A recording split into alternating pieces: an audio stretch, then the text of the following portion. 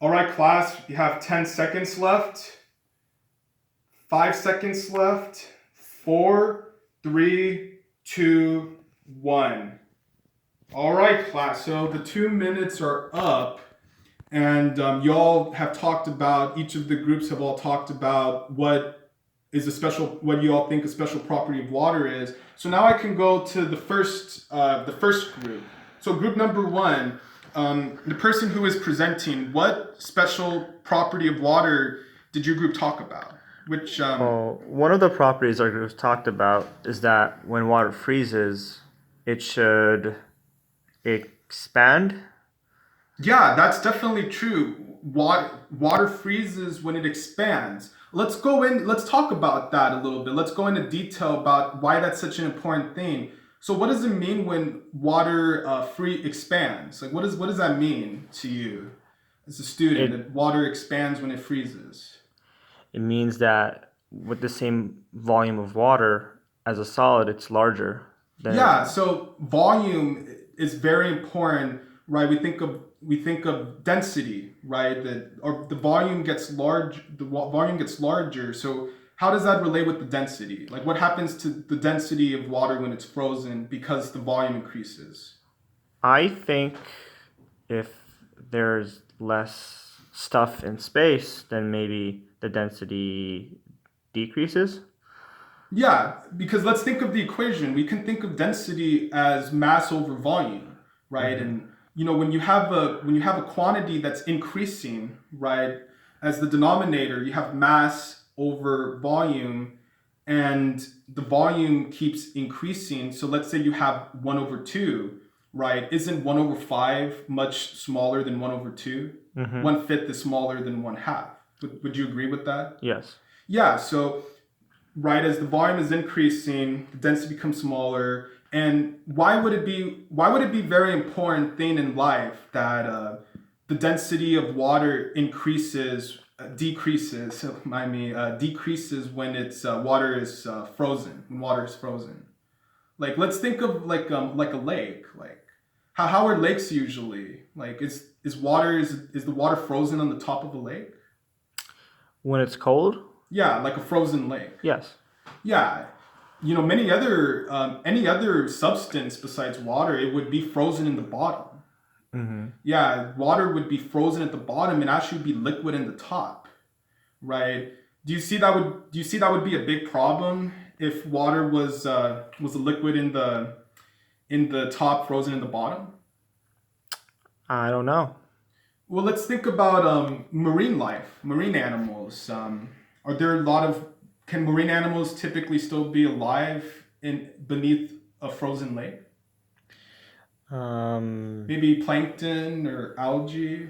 yeah, then it has to be water, not Yeah, ice. and they're able to survive because there's still a water environment, Right. right? I mean, what would happen if it was frozen ice though? If it was any other substance and it was frozen ice in the bottom of the lake instead of liquid Well, they water? couldn't move. Yeah, and they would probably die. There'd be no way for them to be able to consume other animals or be able to get nutrients, and they Mm-hmm. would probably not be existing. So um, we can see that that's a very important thing. So excellent job, group one. That was very good. So one of the things about water is that it is less dense than ice, right? Or it becomes less dense as ice. So group number two, what did you have for your topic, or one of your, you know? Well, something our group said is that water can be either a acid or a base. That is true. Now, water can behave as an acid or a base, and we haven't quite talked about acids and bases yet in class. Perhaps when we have that unit lesson in a bit in the future, we can talk about how water is indeed and can behave both as an acid and a base. But let me guide you with another. What other concepts did you write besides that? Besides water can be an acid or a base. Well, the last thing we wrote is that water can be existing as a liquid, solid, or gas at a certain temperature and pressure. we have talked about phase diagrams before in class, and remember that with phase diagrams, phase diagrams are for any substance, right? So any substance has a supercritical point where it can be a solid, liquid, and gas at the same time. So that would not be a unique property of water, that it has a supercritical point. That would be true for any substance. Do you have any other properties that your group and you have discussed about? That's all we thought about. All right. So I can help guide you to a topic. I'll ask you a question that you can ponder upon, and we'll lead that to a special property of water. So why don't we talk about, we talked before, I talked with the other group about marine life, how marine life would not exist in a lake if the bottom of the lake is frozen solid. Why don't we think of plant life? Let's think of just like outside, the trees outside. How does trees usually get water? You know, like how do you think a tree would get water to it? It's under the dirt. Yeah. Water starts at the roots, but then doesn't the water have to move up through the plant, right? Yeah. But I mean, isn't it going against gravity though, right? It would have to, yeah. Yeah, but I mean, wouldn't that normally be a big problem? Like if I were to have, I mean, let's say this right here, right? I mean, normally if I were to just drop it just falls down, right? It's not able to just go up on its own. But wouldn't water have to be able to go up on its own without falling in order to reach all of the different parts of the plant? So, I mean, so doesn't that seem like a really special property about water? Yeah, it does. Yeah. Yeah, that's a property called cohesion. Cohesion's a property where the water molecules are able to all stick with each other. And adhesion is a property where those water molecules are able to stick to different materials.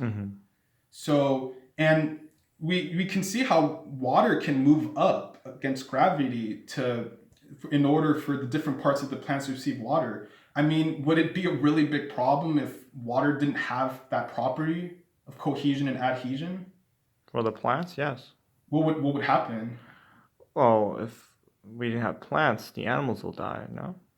Well, what would happen to the plant? Like, just if it couldn't receive the water? Oh, the plant will die. Yeah, and that would lead to the animals dying as well. It was very well said, for sure. And yeah, so as we've said before with marine life, with the case of the lake here, you know, plant life would not really exist if water were not able to have that property of cohesion, adhesion. So very good job, group number 2. You did an excellent job, you know, having a discussion and, you know, pondering about these really good scientific principles.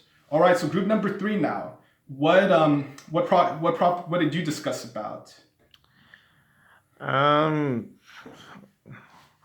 The same as the group 2? Well, we couldn't, I mean, water can be found anywhere on the planet, really.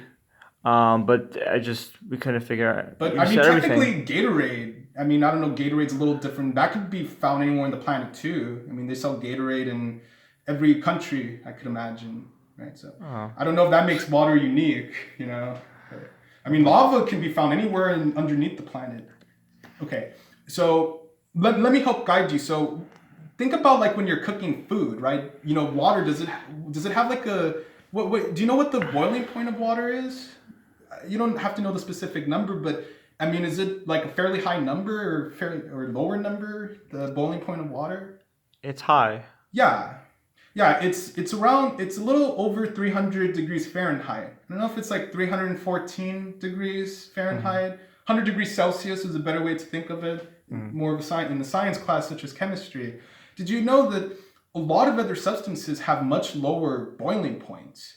You know, there's many substances such as nitrogen, where when it's that it boils at very, very low temperatures, I believe like negative 100 degrees Fahrenheit. So water has a very high boiling point. Do you think that's an important thing for water to have a high boiling point for planet Earth? Like if water had a boiling point of negative 100 degrees Fahrenheit, do you think that would be a big problem? Yeah, there won't be water. Yeah, all the water would be evaporated away, and what would happen to all of life without water? Yeah. It won't be here. Yeah, it wouldn't be here. It's very correct. So very good job, Group 3. You did an excellent job as well, pondering about, the scientific concepts. So all three groups did really excellent. The people who chose to present all get an extra bonus point. And as you can see, class, that we have discussed how water is extremely important because of its properties. Without the properties that water has for all of those cases, it would result in there being no life on Earth. So now we're going to so why is it that water has these special properties? Why is it that other materials don't have these properties that water does, right? Well, we're going to be talking about hydrogen bonds, class. That is going to be the topic we're going to be discussing for today that will help answer this very fascinating question. You can end it.